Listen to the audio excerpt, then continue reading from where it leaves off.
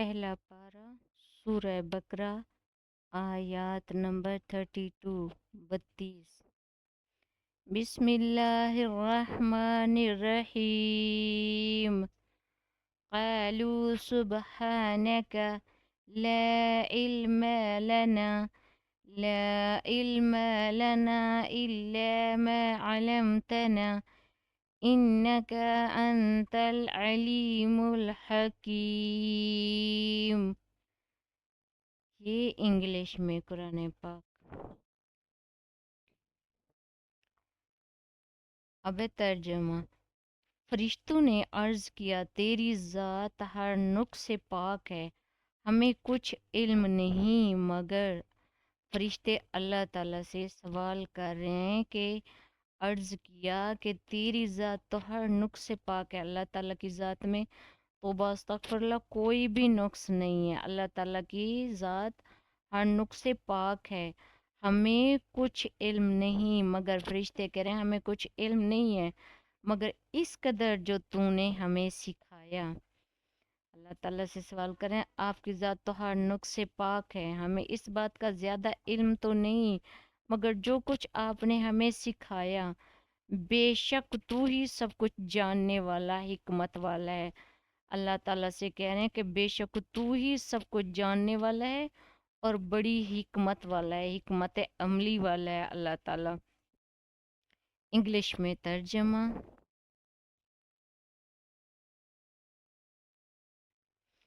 اب word to word translation. قالو سبحانک، انہوں نے کہا پاک ہے تو تیری ذات ہر عیب سے، لا علم لنا، نہیں ہے کوئی علم ہمارے پاس، الا ما علمتنا، مگر وہی جو تو نے ہمیں سکھایا، انکا انتا، بے شک تو ہی صرف تو ہی، العلیم، سب کچھ جاننے والا ہے، الحکیم، بڑی حکمت والا ہے۔ اب ایسے ہی بخاری کی روشنی میں علم الہنی کی وسعت، اس آیات میں فرشتوں نے اعتراف کیا کہ صرف وہی ہے جو اللہ عطا فرمائے، یعنی اس آیت میں فرشتوں نے خود اعتراف کیا، مانا کیا علم صرف وہی ہے جو ہمیں اللہ نے دی ہے۔ انہوں نے یہ نہیں کہا کہ ہم غیب کا علم جانتے ہیں، ہمیں یہ پتہ ہے، ہمیں یہ پتہ ہے، ہمیں وہ پتہ ہے، نہیں، انہوں نے خود اعتراف کیا کہ ہمارے پاس وہی علم ہے، اتنا ہے جتنا اللہ تعالیٰ نے ہمیں بتایا ہے۔ اور انسانوں کے پاس، آج کل کے انسانوں کے پاس، پیروں کے پاس، مزاروں کے اوپر بیٹھے ہوئے خلیفوں کے پاس اتنا علم ہے کہ وہ سب کچھ جانتے ہیں۔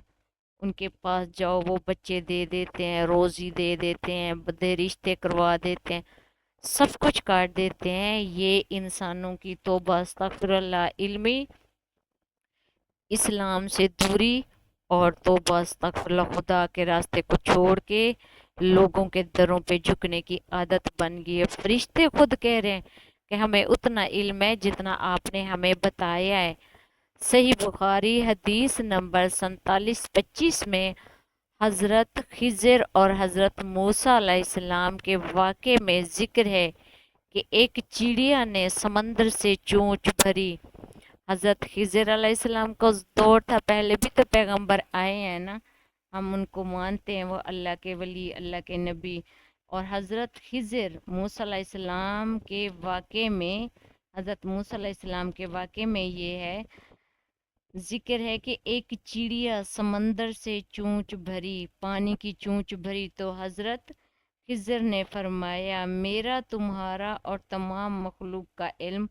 اللہ کے علم کے سامنے ایسا ہی ہے جیسے اس چڑیا کی چونچ کے پانی کی نسبت سمندر سے۔ یعنی انہوں نے ایک مثال دی۔ آج کل تو انسان کہتے ہیں ہمارے پاس زیادہ علم ہے، ہم یہ کر لیتے ہیں، وہ کر لیتے ہیں، جب حساب کتاب کرتے ہیں تو بس تک فلو ان کو بتا بھی دیتے ہیں فلاں جگہ ہے، اس جگہ اس کا گھر ہے، جس نے چوری کی ہے، فلاں نے جادو کی ہے، اس کا نام نام نہیں بتائیں گے تو ڈرامے کریں گے، اس طرف ہے، نام نہیں بتانا چاہتے تھے لڑائی ہو جائے گی، اس طرف گھر ہے، اس طرف اس کی شکل ہے، اس طرح توبہ استغفراللہ،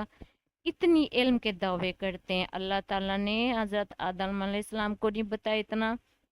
غیب کا علم، اپنے نبیوں کو نہیں دیا، فرشتوں کو نہیں دیا، اور یہ جھوٹے انسان شیطان کہتے ہیں ہمارے پاس علم ہے۔ اور یہ دیکھیں حضرت خضر علیہ السلام فرما رہے ہیں کہ جب چڑیا کو دیکھا وہ چونچ بھر رہی تھی سمندر سے پانی کی، تو انہوں نے کہا کہ ہمارا جو علم ہے یعنی اتنا تھوڑا ہے جتنا کہ یہ سمندر ہے، بڑا سمندر، کتنا بڑا سمندر ہوتا ہے، ایک دریا اتنا ہوتا ہے تو سمندر کتنا بڑا ہوتا ہے جس کا نہ سرے کا پتہ ہوتا ہے نہ آخر کونے کا ہوتا ہے۔ تو اتنے بڑے سمندر میں سے انہوں نے کہا جب وہ چڑیا نے چونچ بھری کہ اتنا ہمارا علم ہے اس سمندر سے جیسے ایک چونچ اس چڑیا کے پانی ہے چونچ میں، یعنی اتنا تھوڑا علم ہے۔ یہ آیات اسی حقیقت کو بیان کرتی ہے کہ سارا علم اللہ تعالیٰ کے پاس ہے، نہ کسی نبی کو اللہ تعالیٰ نے دیا تو اتنا دیا کہ بس وہ جو جیسے وہ فرما رہے ہیں کہ چڑیا کی چونچ سمندر سے اتنا سا ہے کہ تھوڑا بہت جو اللہ تعالیٰ نے ضروریات کے لیے ان کو دیا، باقی سارا علم اللہ تعالیٰ کے پاس ہے، کسی کے پاس نہیں ہے۔ خدا را کسی کے پاس نہ جائیں، قرآن پاک سے جڑیں، اپنے رب سے مانگیں اور اسی پہ بھروسہ کریں۔ اب فرشتوں کا کہنا سبحانہ کا، تو پاک ہے، ظاہر کرتا ہے کہ جب اللہ کا کوئی فیصلہ سامنے آئے تو مومن کا کام سوال کرنا نہیں۔ اب جب فرشتوں نے کہا کہ تو پاک ہے، انہوں نے صرف پوچھا تھا، سوال نہیں کیا تھا، تو انسان کے سامنے جب کوئی آئے تو انسان کا حق بھی نہیں بنتا کہ وہ کوئی سوال جواب کرے۔ جب بھی اللہ کا کوئی فیصلہ آئے، جیسے نماز کا آ جاتا ہے، جیسے اللہ تعالیٰ نے کہا ہے میری عبادت کرو، مجھ سے مانگو، اس پہ سوال جواب نہیں بنتے۔ اگر اللہ تعالیٰ خود ہی فرما دیتا، اگر اللہ تعالیٰ چاہتا کہ اس کا کوئی وسیلہ ہو یا کسی اور کے دروازے پہ جاؤ، اللہ تعالیٰ نے صاف جب کہا ہے میری عبادت کرو، مجھ سے مانگو، سیدھا راستہ بھی مجھ سے، تو پھر سوال نہیں بنتا۔ سچا جو مسلمان ہوتا ہے وہ اللہ تعالیٰ کی ہر تعلیم پہ سر سجدے میں کر لیتا ہے، یہ نہیں کہتا کہ یہ کیوں ہے، یہ کیوں ہے، نہ ہی سوال کرتا ہے وہ اللہ تعالیٰ سے، نہ ہی کرنا چاہیے، بلکہ اللہ کی پاکی بیان کرنا ہے۔ بلکہ مومن کا کام ہے کہ وہ اللہ کی پاکی بیان کرے، اللہ کے ہر فیصلے پہ اپنا سر سجدے میں سر بسجود کرے، حکم مانے اللہ تعالیٰ کا۔ بخاری شریف کی تعلیمات کے مطابق اللہ کے فیصلے حکمت پر مبنی ہوتے ہیں۔ اللہ تعالیٰ کے فیصلے ایسے نہیں ہوتے کہ جیسے کہ انسان کوئی فیصلہ کر لیتا ہے پھر غلط ہوتا ہے تو وہ کہتا ہے مجھے تو پتہ نہیں تھا ایسے ہونا ہے، مجھ سے غلطی تو ہو گئی، اب میں کیا کروں۔ اللہ کا فیصلہ ایسا نہیں ہوتا، وہ حکمت پر ہوتا ہے، اللہ تعالیٰ کو پتہ ہوتا ہے کیونکہ وہ تو سب کچھ جانتا ہے، وہ جو کچھ کرتا ہے اس کو پتہ ہوتا ہے کہ اس کا یہ مطلب ہے، اور وہ اس لیے، اور کوئی بھی فیصلہ اللہ تعالیٰ کا آج تک غلط نہیں ہو، وہ ہر فیصلہ اس کی حکمت پہ ہوتا ہے، چاہے ہماری عقل وہاں تک نہ پہنچ سکے، چاہے ہماری جو عقل ہے محدود سی عقل ہے یہ وہاں تک نہیں پہنچ سکتی، پر ہر فیصلہ اللہ تعالیٰ کی قدرت ہوتی ہے، حکمت عملی ہوتی ہے، اللہ تعالیٰ جانتا ہے، اور جو بھی فیصلہ کرتا ہے وہ سچ پہ ہوتا ہے، وہ نہیں ہوتا ہے جھوٹ یا اس میں نقصان یا یہ نہیں ہوتا۔ اللہ تعالیٰ کا کوئی کام تو بس تک ایسا نہیں کہ اللہ تعالیٰ کو پچھتانا پڑے، ہمیں پتہ نہیں ہوتا، ہم تکے سے وہ کام کرتے ہیں، پھر کہتے ہیں یہ فیصلہ غلط ہوا، یہ چیز ہم سے ہوگی، ہمیں نہیں کرنا چاہیے، پر اللہ تعالیٰ کا ہر فیصلہ حکمت عملی، یعنی ان کو پتہ ہوتا ہے اور علم ہوتا ہے، ان کو علیم اور حکیم کے ساتھ حکمت یعنی نالج، اللہ کی ان دو صفات کا ذکر ہے، اس لیے کیا کیا گیا کیونکہ علم ہونا ضروری ہے۔ اللہ جانتا ہے کہ اس نے آدم کو کیوں پیدا کیا ہے، دیکھیں اللہ تعالیٰ کے پاس علم بھی ہے، حکمت بھی ہے۔ اب ہمارے پاس علم ہوتا ہے تو حکمت نہیں ہوتی، ہم نہیں جانتے کہ یہ کام کر رہے ہیں تو کیا ہوگا ہمارے ساتھ، اندازے سے کر لیتے ہیں۔ تو اللہ تعالیٰ کے پاس علم بھی ہے، حکمت بھی ہے، ان کو پتہ تھا، اللہ جانتے تھے حضرت آدم علیہ السلام کو کیوں پیدا کریں، کیونکہ یہ ساری قوم کے باپ ہوں گے، انہی میں سے نبی پیدا ہوں گے، انہی میں سے شہداء پیدا ہوں گے، انہی میں سے مومنین پیدا ہوں گے۔ اللہ تعالیٰ جانتا تھا، اس لیے اللہ تعالیٰ نے حضرت آدم علیہ السلام کو پیدا کیا۔ علیم وانی وہ اس فیصلے میں کیا مصلحت، صحیح بخاری کی مختلف دعاؤں میں ان صفات کے ذریعے اللہ سے علم نفع کا سوال کیا گیا۔ یعنی اللہ تعالیٰ کو علم ہوتا ہے، جو کچھ وہ کام کرتا ہے اللہ تعالیٰ جانتا ہے کہ اس کا یہ مطلب ہوگا، آگے جا کے یہ ہونا ہے، اس لیے حضرت آدم علیہ السلام کو پیدا کیا،